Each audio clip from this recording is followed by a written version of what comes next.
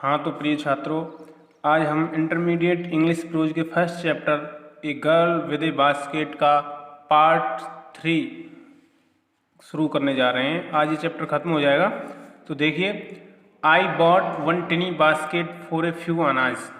Writer William सी Douglas कहते हैं कि आई बॉट, मैंने खरीदी, वन टिनी बास्केट मीन्स एक छोटी टोकरी, फॉर ए फ्यू अनाज, कुछ आनों में, अनोदर फ्रूट बास्केट, एक दूसरी फल की टोकरी, for a bit more means थोड़े और ज़्यादा में, मतलब एक छोटी टोकरी कुछ आनों में और एक फलों की के लिए जो टोकरी थी वो कुछ और ज़्यादा में। A beautiful waste paper basket, एक सुंदर वेस्ट पेपर मीन्स होता है कूड़ा रखने की टोकरी, फॉर ए रुपी मीन्स 1 रुपये में। A lovely swing basket for a rupee, एक प्रिय सिलाई टोकरी 1 रुपये में। A few fans for an anna और 2 ए पीस, मैंने कुछ पंखे कुछ आनों में खरीदे। माई आर्म्स वर फिल्ड, मेरी बाहें भर गईं, भुजाएं भर गईं।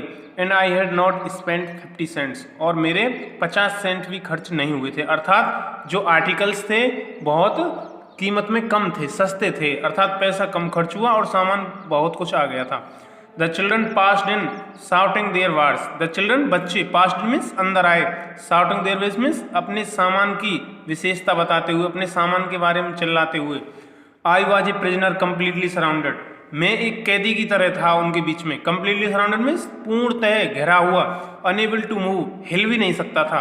The most diligent aggressive vendor, most diligent means सबसे कठिन परिश्रमी, एग्रेसिव वेंडर मीन्स जिज्ञासा लिए हुए एक जो विक्रेता थी। Was a beautiful girl of 9, वह 9 वर्ष की एक सुंदर लड़की थी। Right in front of me, जो मेरे समक्ष आ खड़ी हुई थी।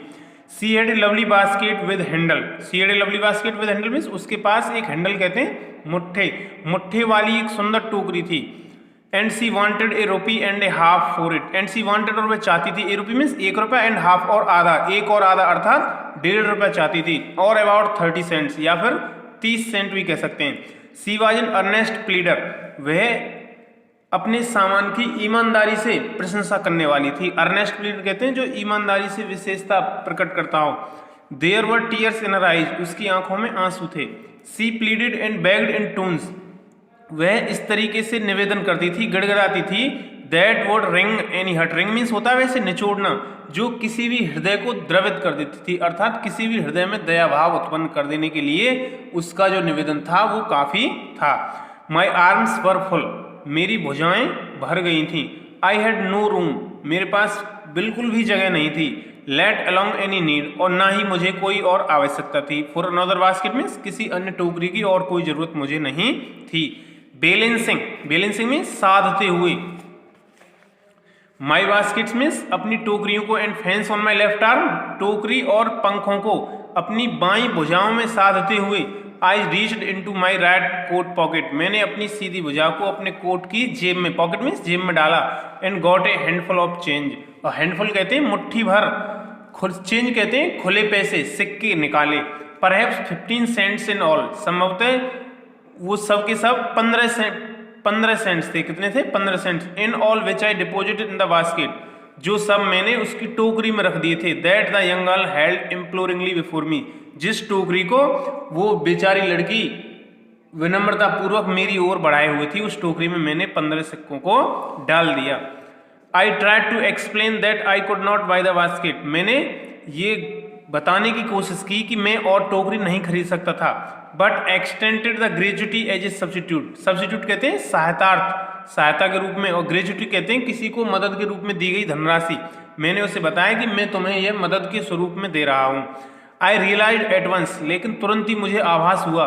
वाट ऑफेंस आई हैड गिवन, कि मैंने क्या, ऑफेंस कहते हैं अपराध से, मैंने क्या अपराध कर दिया था। दिस चाइल्ड ऑफ 9 वर्ष की यह लड़की, ड्रेस्ड इन रैग्स, जो कि चिथड़े कपड़े, गंदे कपड़े पहने हुए थी।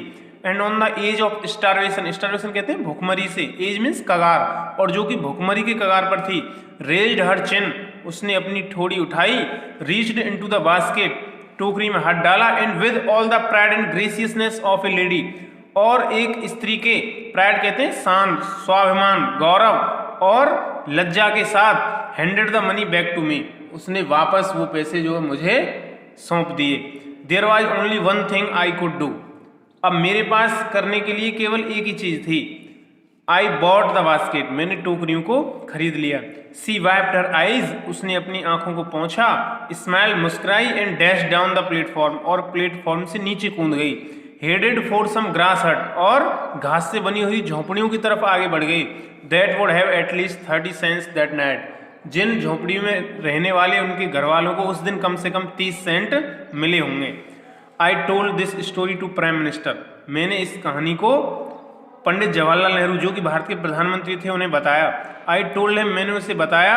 It was one reason I had fallen in love with India, कि भारत के साथ प्रेम करने का एक यही मेरे लिए महत्वपूर्ण कारण था, या कह सकते हैं कि इसी कारण से लेखक भारत से प्रेम करने लगा था।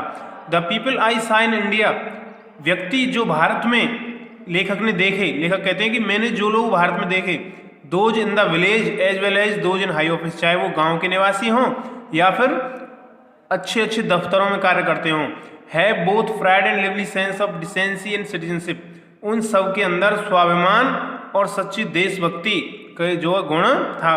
They also have a passion for independence, passion कहते हैं भावना से, इंडिपेंडेंस स्वतंत्र, उनके अंदर स्वतंत्रता का भी भाव था। This beautiful child born in squalor in poverty, यह सुंदर बच्ची जो कि बॉर्न मीन्स पैदा हुई थी, स्क्वेलर कहते हैं गंदगी से, एंड पॉवर्टी कहते हैं गरीबी से, जो कि गंदगी और गरीबी में पली बड़ी थी। Uneducated in both grammar and manners, जो कि ना व्याकरण जानती थी ना तौर तरीके जानती थी, अर्थात इन दोनों में वो अशिक्षित थी। Had given me glimpse of the warm Saul of India, वह भारत के विशिष्ट गुणों की एक झलक मुझे प्रदान कर गई थी। तो ये चैप्टर समाप्त होता है।